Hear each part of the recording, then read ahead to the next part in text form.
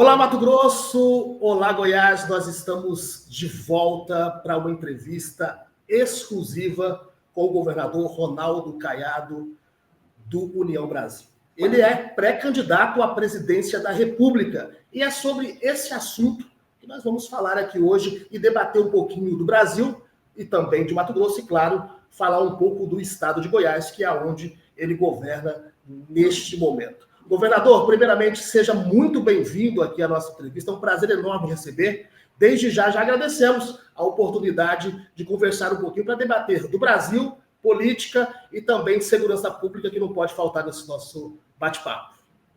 Eu só tenho a agradecer a você, Rafael, Ana Cristina, a todos os sites aí que estou tendo a oportunidade de falar, o G5 News, Conexão Poder e o Repórter MT. Sei que fala aí para milhões e milhões de pessoas. É uma oportunidade de nós conversarmos um pouco essa realidade dos nossos estados, mas também a realidade hoje em que passa o nosso país. Então, me coloco à inteira disposição de vocês e vamos lá para a nossa sabatina aí, amigo.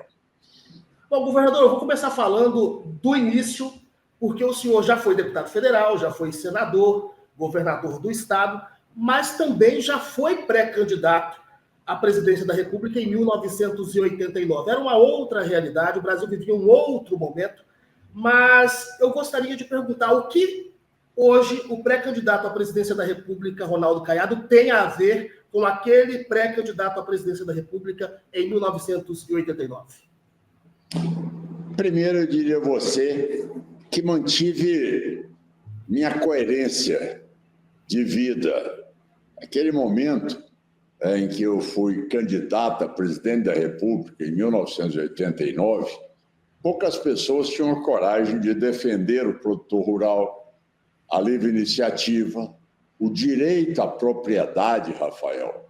Ninguém tinha coragem de defender. Naquela época se propunha tirar a propriedade de todos no Brasil e transferir para o governo federal, fazer concessões, como se fosse um gesto de iniciativa do Estado e não da competência do cidadão. Era um momento onde o sentimento de socializar o Brasil, de comunizar o Brasil, era muito forte. Naquela época, me lembro bem, nós fundamos o movimento ruralista no país, chamado UDR, União Democrática Ruralista, para poder alavancar uma defesa do produtor rural, porque eles tentavam destruir a imagem do produtor rural e cada vez mais levar como se isso fosse uma propriedade do Estado e não de nós, produtores rurais. O que me preserva é que você vê que temos quase 40 anos, 38 anos, de quando eu disputei uma eleição para presidente da República. Tem 40 anos desde que nós fundamos o movimento ruralista em defesa da livre iniciativa. E hoje você vê o que deu certo no Brasil. O que deu certo no Brasil era exatamente o que eu defendia 40 anos atrás, que foi a agropecuária brasileira. Mas naquele momento, modéstia à parte, só tinha o Ronaldo Caiado e os produtores rurais que tinham coragem de caminhar conosco por esse Brasil afora, em Brasília, para ganharmos na Constituinte. E aí nós temos aquilo que foi a maior vitória que os produtores hoje têm, que foi conquistar, junto à Constituição de 88, a garantia ao direito à propriedade. Então, hoje as pessoas têm essa garantia que não teria se o texto original fosse aprovado. Mas, além disso, o que é que o Ronaldo Caiado preservou? Preservou-se a coerência de princípios. Você nunca me viu fazendo opção política por aquilo que era o momento político. Quantos não aderiram ao PT neste período de 40 anos, não é? Quantos votaram no PT? Então, você vê que o Ronaldo Caiado manteve essa posição firme, ali na defesa dos princípios da honestidade, da transparência. Você nunca viu o Ronaldo Caiado envolvido em negociata, corrupção, bandalheira. É uma vida na política. Então, você vê exatamente uma trajetória sempre respeitada, tá certo? Com embate sempre dentro da Câmara dos Deputados, no Senado Federal, mas sempre com posições ali claras, com conteúdo, debatendo com conhecimento de causa cada um dos assuntos, chegando ao governo de Goiás. O governo do estado de Goiás é o governo mais bem avaliado do país, ou seja, é uma construção de um estado que era totalmente falido, interditado pelo Tesouro Nacional. Isso aqui é o que eu digo, era uma verdadeira Cinelândia dos bandidos aqui, tá certo? Era um sentimento de impunidade. Todas as pessoas aqui não tinham como transitar com carro a diesel em Goiás, eram mais de 11 mil caminhonetes roubadas ano, era pessoa na propriedade rural também assaltada, era dentro da cidade, à luz do dia, assalto nas principais avenidas de Goiânia. Enfim, era um processo de corrupção, era desmando. Goiás aparecia na mídia nacional só com escândalos repetidos de propina, de corrupção na máquina do governo. Então, você vê que, de 2019 para cá, o estado de Goiás é um outro estado, é um estado que hoje respira desenvolvimento, é um estado que tem um caixa hoje de mais de 15 bilhões de reais, é um estado que tem segurança jurídica e segurança e equilíbrio fiscal para poder cumprir com seus compromissos.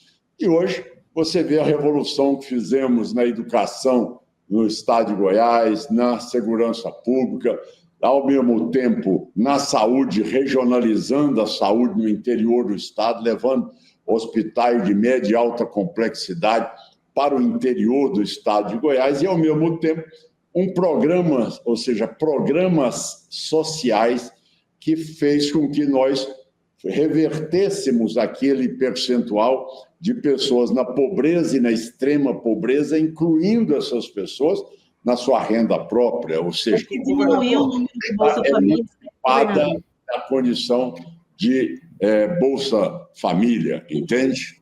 Governador, o senhor começou falando sobre agricultura, né? Essa mudança da agricultura, né? Quando o senhor foi candidato a presidente e toda essa evolução. Como que o senhor avalia a questão da política pública voltada para a agricultura no Brasil? Quais são os pontos positivos e quais ainda deixam a desejar?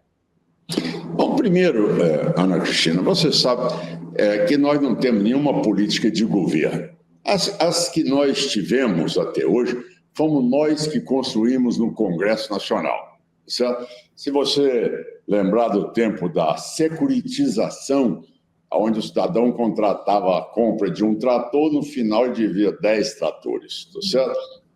Do PESA, ali depois que nós avançamos no Modern Frota, depois que nós avançamos na parte da transgenia, né, que foram outros embates maiores, nós avançamos na parte do Código Florestal Brasileiro, enfim.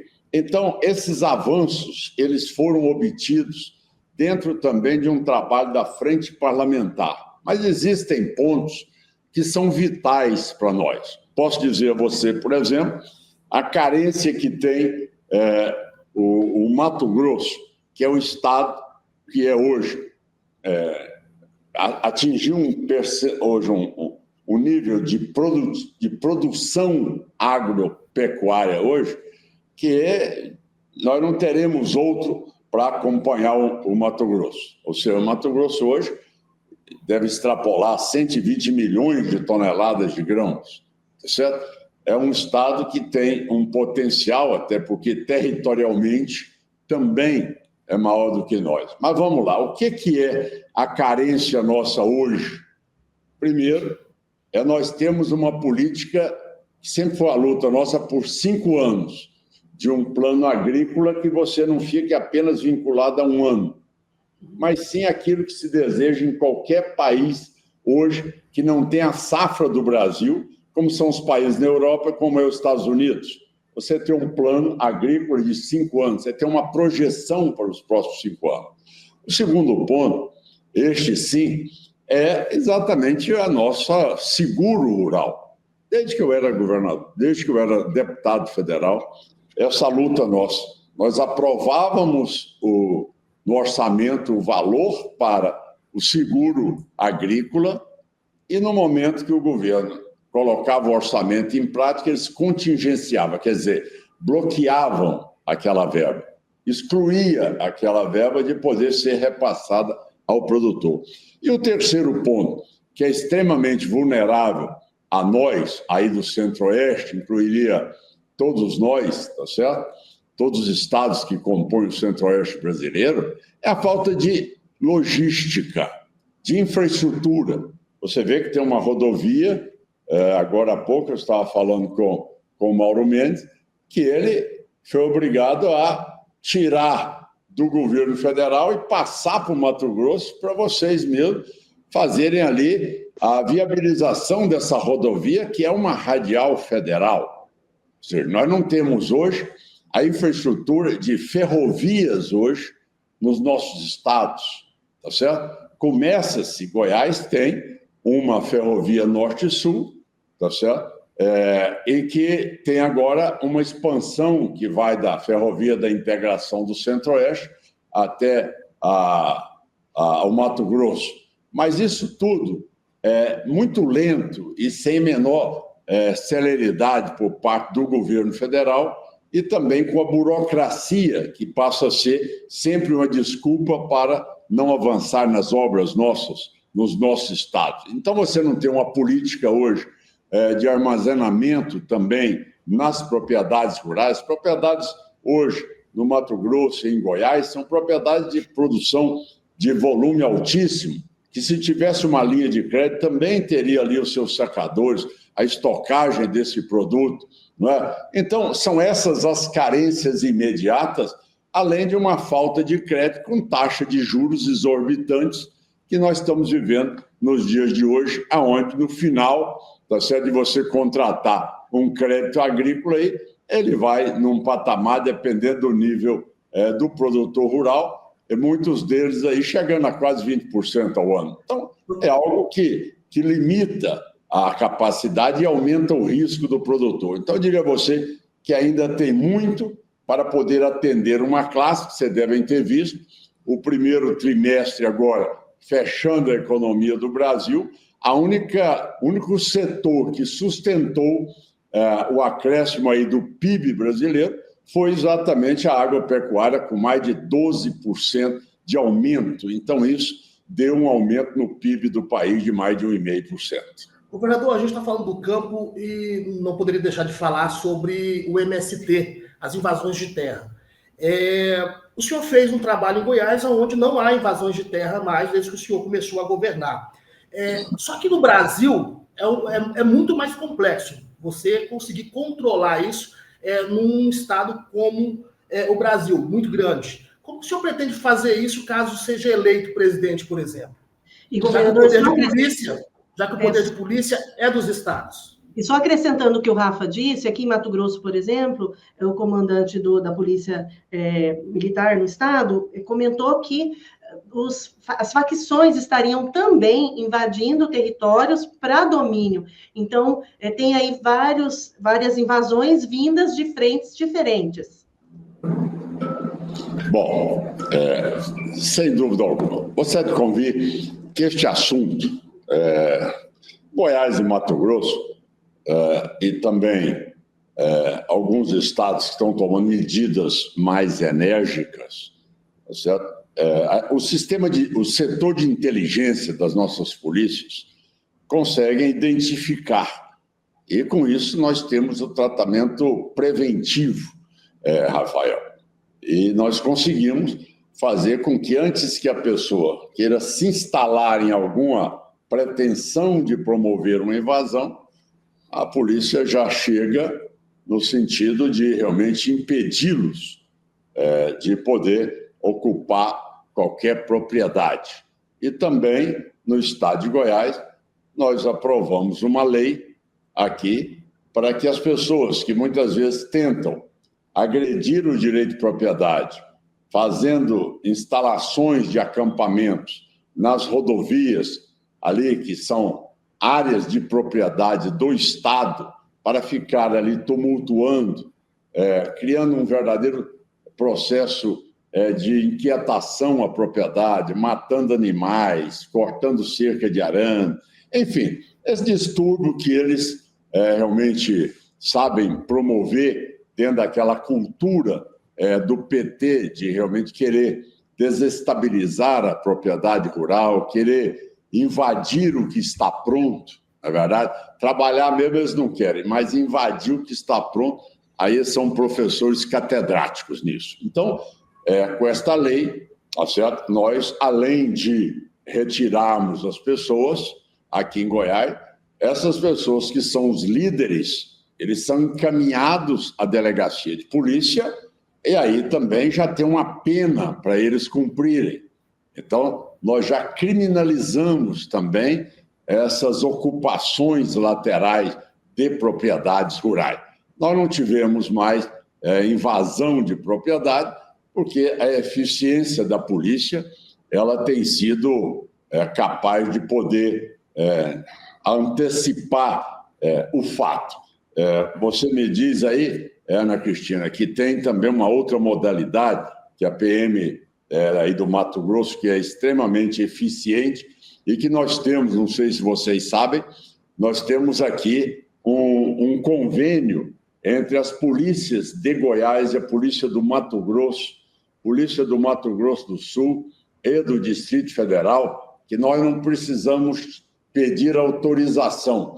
Tanto vocês podem entrar em Goiás, como eu posso entrar no Mato Grosso, para que haja essa integração das nossas polícias, tá certo? Vide o acontecimento que teve numa cidade no interior do Mato Grosso, no Novo Cangaço, onde todas as nossas forças se uniram para poder combater esse tipo de crime que ocorreu aí. Essa integração, ela existe, tá certo? E naquele momento era até o coronel, que hoje é deputado federal, o coronel Assis, que comandava aí, tá certo? Junto com o governador Mauro Mendes, e que nós agimos de forma conjunta. Isso dando a nós essa capacidade de poder ter aí uma maior rigidez para que as pessoas sintam segurança no campo. Vocês têm uma área de limite muito grande, tá aí, que realmente expõe o Mato Grosso a essa fragilidade no sentido de fronteira seca abrindo aí para que a Bolívia realmente com volume de droga que aí é produzida realmente venha transitar nos nossos estados. E é nessa aí a grande carência do governo federal, que ao invés de fazer um sistema único de segurança pública, que deveria ser um sistema integrado de segurança pública, ao invés dele cuidar das fronteiras, que é responsabilidade do governo federal, não é responsabilidade dos estados, tá certo? Que ele se omite e realmente não propõe nada nessa emenda à Constituição. Essa emenda que eles estão, que eu estive lá na última quarta-feira debatendo na Câmara dos Deputados, isso é uma farsa, uma verdadeira farsa montada para poder, ao invés de se ocuparem daquilo que o Mato Grosso precisa, olha, o governo federal, sua responsabilidade é essa, vem aqui, ó, venha tratar desse limite meu aqui com a Bolívia, fronteira seca aqui, ó, que não tem condições de ficar como está e depois jogando a culpa e toda a criminalidade para que a Polícia Militar de Mato Grosso e a Polícia Civil tenham que contê-los. Então, isso aí que era uma política pública. Eles querem só uma coisa agora com a PEC deles. Criar uma norma em Brasília, mas quem tem que pagar o policial militar é o governador Mauro Mendes, o governador Ronaldo Caiado, cada governador, e ele quer dar ordem lá de Brasília para saber como é que as coisas devem acontecer. Então, eu vejo eu acredito que nós vamos ter a chance de derrotar essa emenda constitucional dele na proposta como está e fazer aquilo que eu tenho proposto, ou seja, que o governo se ocupe do que ele tem responsabilidade e sim responda à população sobre essas fragilidades que nós estamos tendo por omissão. Veja bem, eu não falei só omissão, eu falei complacência e conivência com o crime organizado no país. É mais grave. Nunca se viu o maior crescimento das facções no país depois que o PT tomou o poder, ou seja, ocupou o poder no Brasil. Então, esta é a realidade triste para nós, que a população hoje, no Brasil todo, o que ela clama é por combate à violência e à criminalidade. Governador, o senhor tocou em facções, e o governo federal recusou a tipificar as facções como terroristas recentemente. Eu gostaria de ouvir a avaliação do senhor nesse sentido, e se o senhor fosse o presidente nesse momento, o senhor tipificaria as facções como terroristas? Primeiro é importante que seja dito, Rafael, o que é, quando é que você define como terrorismo? Você define como terrorismo quando um grupo se atenta contra as normas constitucionais e, ao mesmo tempo, daquilo que é a soberania do país. Entende? Quer dizer, as Farc são terroristas. A Brigada Vermelha, na Itália, ela também. Certo? Então, quando você traz para o Brasil, eu lhe pergunto, as áreas ocupadas pelo PCC e pelo Comando Vermelho, tem estados que eles dominam mais da metade do território do estado. Ou seja, ele está agredindo a Constituição brasileira, ele está ocupando aquilo que é soberania do estado, tá certo? É norma pétrea da Constituição brasileira, e ele está ali fazendo a função, ou seja, dizendo, olha, o Estado Democrático de Direito está sendo substituído pelo Estado do crime. Quem manda aqui é o Estado do crime. A Amazônia é 100% ocupada pelo Comando Vermelho e pelo PCC. A Bahia, Rio Grande do Norte, o Ceará, parte do Rio de Janeiro, de outros estados, ocupados pela criminalidade. Então, isto aí, olha, se alguém sobrepõe as normas constitucionais e, ao mesmo tempo, comanda o território que ele é de propriedade, ou seja, que ele é território do Estado brasileiro, isso aí é uma prática terrorista. Essa é uma prática que agride as normas constitucionais. Por isso que eu falo que o governo federal ele não toma nenhuma atitude nesse sentido pela parte de complacência dele com todos esses movimentos no Brasil. Isso em qualquer outro lugar do mundo, tá certo? Já teria sido incluído numa legislação de terroristas há muito mais tempo. E é lógico, se eu chegar ao governo federal, eu rapidamente, e esse é o sentimento também do Congresso Nacional, é que haja essa mudança e que hajam regras mais rígidas para combater pessoas que acham que podem invadir hoje a economia de mercado. Você está vendo aí, eles estão ocupando hoje da área imobiliária, de combustíveis, de postos, de usinas, combustível do lixo. Governador, eles estariam ocupando também os poderes? Isso aí nós sabemos, Ana Cristina, isso aí não tem nenhum poder que já não tenha a presença dele. Todos hoje, todos. Isso aí já está muito bem distribuído hoje em todos os poderes. Não tem nenhum que esteja mais isento. Isso está ficando cada vez mais proeminente. E isso levando amanhã o Brasil.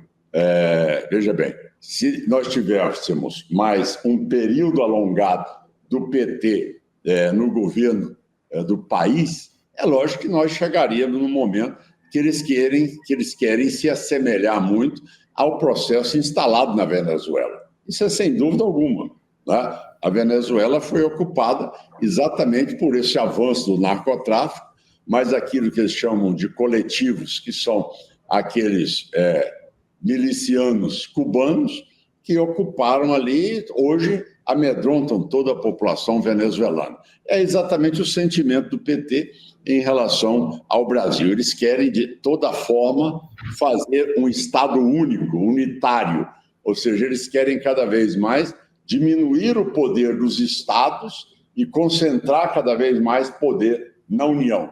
Essa é a meta que nós estamos vendo aí, que está em marcha batida e que nós estamos, se Deus quiser, temos tudo para interromper e derrotá-los no processo eleitoral de 2026.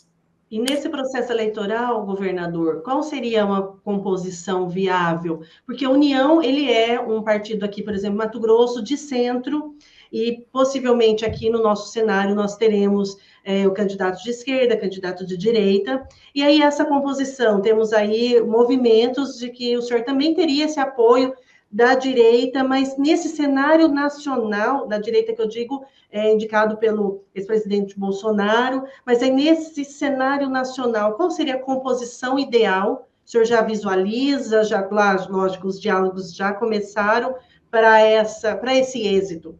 Eu até emendo, inclusive, com a fala do Bolsonaro em relação a uma chapa ideal, que seria Tarcísio e Caiado, Caiado e Tarcísio. O que o senhor acha disso? Veja, eu tenho alguns anos de vida na política, né, Rafael? Então um pouquinho, né, governador? Eu sou um homem pragmático, eu não fico na tese do achismo. Eu acho que o que se coloca pode ser isso, pode ser aquilo. Neste momento, cada um tem que fazer a sua tarefa de casa. Você não pode ficar esperando uma convenção no mês de julho de 2026 para você tomar uma iniciativa e depois a eleição é no dia 4 de outubro. Como é que você vai fazer uma campanha de 40 dias? Tá? Então, o sentimento é de nós respeitarmos aqueles que têm suas pretensões. Olha, se a pretensão do Ratinho de ser candidato, que se coloque, do Zema, tá certo? Amanhã, se for essa pretensão do Tarcísio, já é a minha, que eu já lancei minha pré-candidatura desde o dia 4 de abril, lá em Salvador, cada um coloca seus nomes. Seu nome e vamos caminhar para o Brasil. Agora, no segundo turno, você tem uma composição. Você faz um acordo com aquele que chegará lá. Esse será o movimento de convergência que você tem.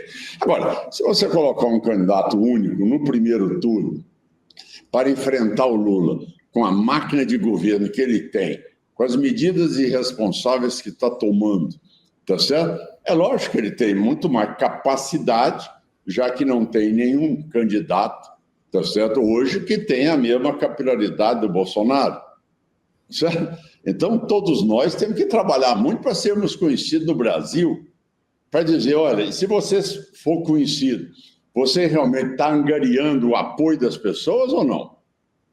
Porque não é apenas você lançar um candidato. Você tem que saber se o candidato tem pegada, ele tem coragem para assumir. Conhecer a história, né? Para dizer se ele tem capacidade realmente, o que ele fala, ele vai praticar.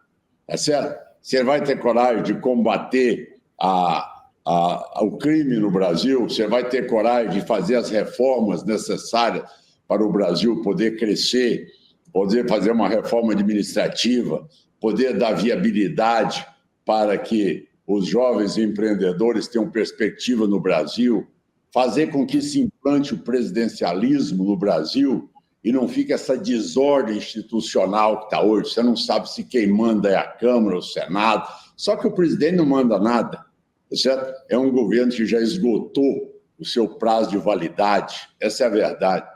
Ele está mais preocupado em viajar, mas não tem comando de nada sobre o país. Só para você ter uma ideia, em apenas 2 anos e meio, ele já aumentou a carga tributária e já criou tributos em 25 vezes. Agora há pouco o IOF. Então, é um governo que não tem um plano de governo. Qual é o plano de governo do governo atual? Nenhum. Ele prometeu 3 obras aqui, para mim comprometeu aí para o Mauro Mendes também, não fez nenhuma. Onde é que elas estão? Nunca.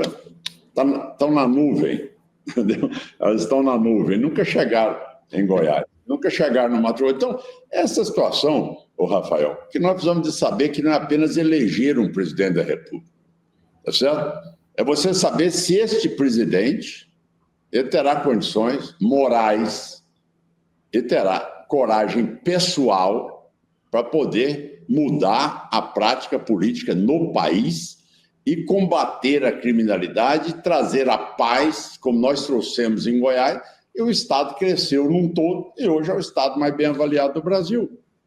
É exatamente isso. É que o brasileiro quer. Agora, de discurso, falar uma coisa, falar outra.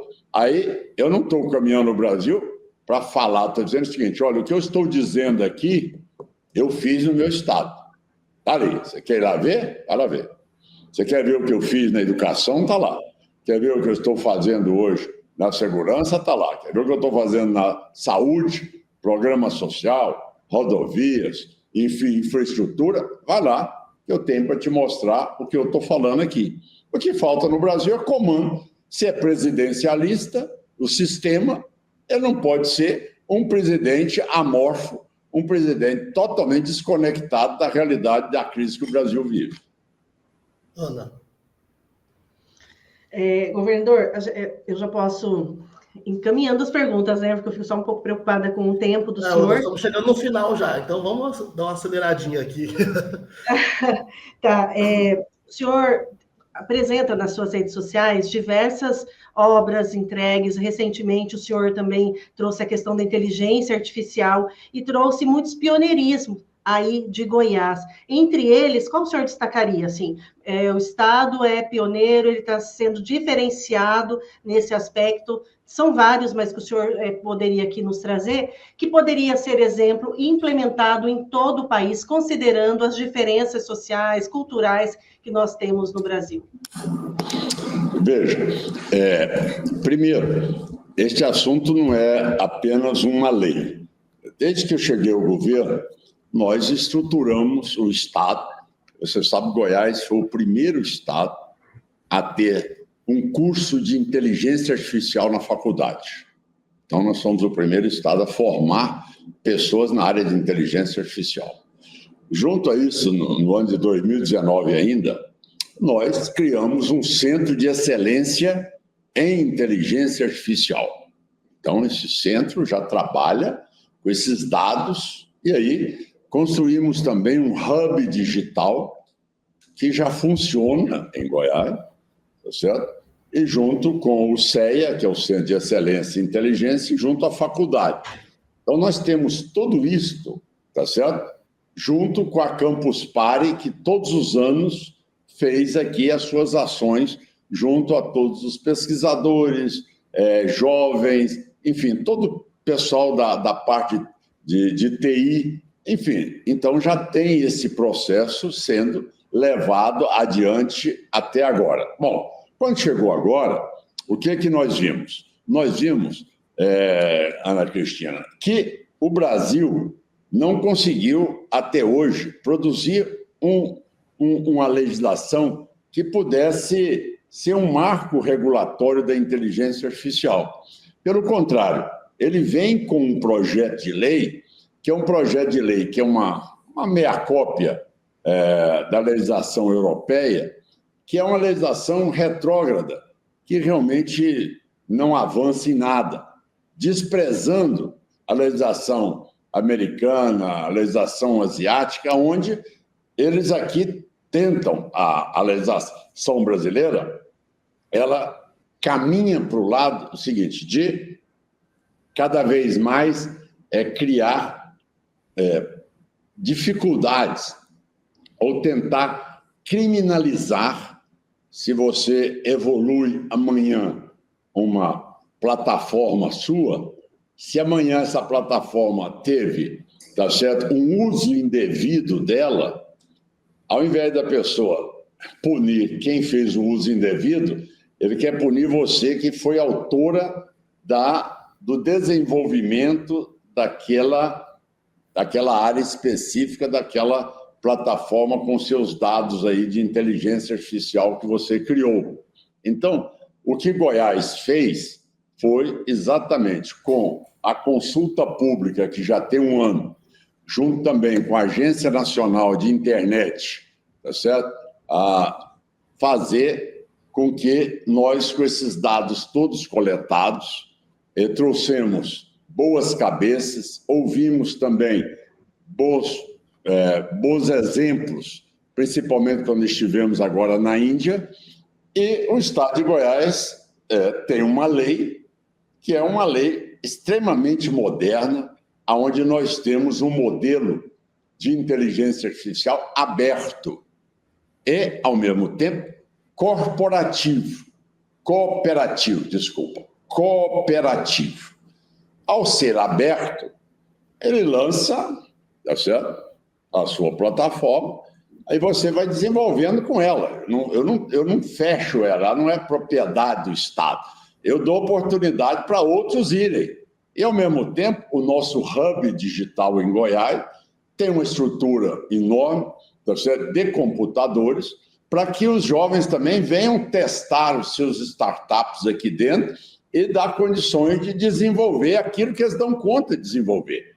Então, você vê, o iFood, por exemplo, toda a tecnologia dele foi feita pela CEA e a inteligência artificial da Universidade Federal de Goiás. Então, nós já estamos num processo avançado. O que nós não podemos é ter uma legislação que seja retrógrada. Eu estava nos Estados Unidos, tá certo? A Amazon, o vice-presidente da Amazon, tá certo? Pediu uma audiência no meu hotel para dizer o seguinte: olha, governador, com a legislação que o senhor tem hoje em Goiás, o interesse nosso é implantar e fazer investimento. Só que nos Estados Unidos nós já fizemos investimento de mais de 21 bilhões de dólares. Estamos fazendo no México, tá certo? Mas no Brasil nós temos limitação porque a legislação federal...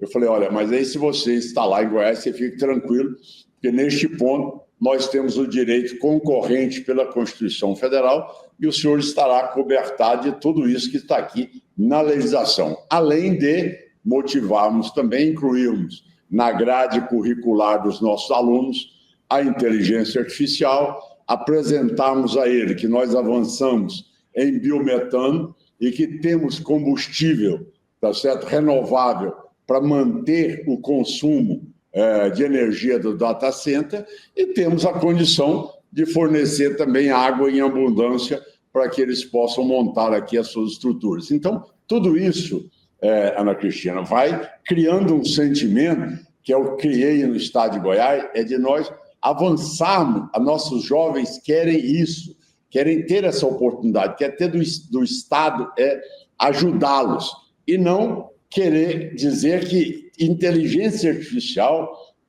vai criar cada vez mais uma dificuldade ou ampliar o crime. Não, o crime vai ser tratado por nós dentro daquele crime que deve ser pela nossa inteligência da polícia, a nossa capacidade de combatê-lo. Agora, nós não podemos retirar do jovem e dos pesquisadores essa capacidade de levar a inteligência artificial para aumentar a nossa produtividade, para aumentar a nossa condição de melhoria na saúde. Para você ter uma ideia, eu vou inaugurar aqui, já segunda-feira, daqui uma semana eu já vou receber o primeiro paciente. É um hospital que é o mais moderno do mundo. Por que é o mais moderno do mundo? Porque é a planta de um hospital americano, tá certo? Só que com aparelhagem mais atual do que essa, desse hospital dos Estados Unidos, que é um hospital para atender crianças com câncer, especificamente crianças, tá certo? Então, esse hospital, que eu inaugurarei ele segunda-feira, já começa a receber pacientes segunda-feira, esse hospital é o que existe de mais moderno, com a base muito grande em inteligência artificial, entende? Então, é isso que nós precisamos. Inteligência artificial na agricultura. Nós vamos pulverizar uma área agrícola, não num todo, mas apenas a inteligência artificial identificando onde é que tem a praga e onde é que tem um plantio. Então, quer dizer, tudo isso é inteligência artificial. Então, se nós não avançarmos nisso, nós que já perdemos tudo em relação aos outros países, se perdermos essa oportunidade também, aí nós vamos ficar caudatário do mundo todo. Essa é a verdade. Bom, Ana, nós estamos chegando ao final. Eu quero agradecer o governador por esse período que esteve aqui com a gente. A gente tem muitos assuntos ainda para tratar, mas o tempo, infelizmente, é muito curta e a agenda do governador também muito corrida. Mas agradeço e gostaria, governador, que o senhor deixasse uma mensagem para a população de Mato Grosso, mas também para toda a população brasileira. Para encerrar essa entrevista, o microfone fica aberto aí, se o senhor quiser falar mais alguma coisa que a gente não perguntou ou deixou de colocar em pauta aqui. Bom, em primeiro lugar, agradecer a você, Rafael, Ana Cristina, a todos que estão nos acompanhando aqui pelo G5 News, a Conexão Poder e também o site Repórter MT. É dizer que eu sou médico, sou cirurgião, tá certo? Eu aprendi na minha vida que não se faz nada de forma improvisada, nós precisamos de fazer o diagnóstico correto para que a gente atinja bons resultados na nossa gestão. Ora, hoje, o sentimento da população não é o que o governador Caiado está falando, é o que as pesquisas estão falando. Então, você analisa hoje a demanda maior, hoje ultrapassando mais de 50%, hoje em regiões do Brasil, chegando a mais de 80%, é que realmente o Estado se ocupe da segurança pública no país. Não é possível mais o cidadão viver sob a tutela hoje das facções e da criminalidade. Então, este é o ponto número 1. Como eu convivi com isso, posso dizer a todos que estão nos ouvindo, no momento em que nós trouxermos a paz, trouxermos o controle das áreas, o combate à criminalidade, vocês podem ter certeza. E, ao mesmo tempo, governando com honestidade, com transparência, aquilo que é a arrecadação de um país, rapidamente, esse Brasil muda o seu perfil, tá certo? Muda todo o estímulo do cidadão brasileiro, porque o cidadão precisa de confiar de que o governante está aplicando corretamente, está governando com seriedade, que ele tem espírito público, que ele tem coragem de poder enfrentar e não seja governante ficar lavando as mãos, de ficar adiando os problemas, mas que tem coragem de assumi-los para que realmente cheguemos a uma condição de desenvolvimento para todos os segmentos da nossa sociedade. E é exatamente assim que nós vamos dar maior renda per capita, maior riqueza em todo o nosso território brasileiro, sabendo aonde mais está com necessidade de atendimento para que nós possamos atender aquelas situações mais emergenciais e depois com políticas também públicas extensivas a todos os 202 milhões de brasileiros. É assim que eu acredito na vida. Ela não tem muitas dificuldades, só que todos sabem a tarefa de casa, só que poucos homens têm a coragem e a independência moral para aplicá-las. Essa é a grande verdade. E se nós não tivermos isso, 2026 não vai resolver aquilo que o brasileiro espera de nós, que são medidas necessárias para que realmente o Brasil volte a crescer e que a gente possa endireitar esse Brasil. É isso aí, Rafael. Muito obrigado, Ana Cristina. Muito obrigada, governador. Muito obrigada pela entrevista. Bom, e a gente fica por aqui. Obrigado para você que nos acompanhou. Um grande abraço e até o nosso próximo encontro.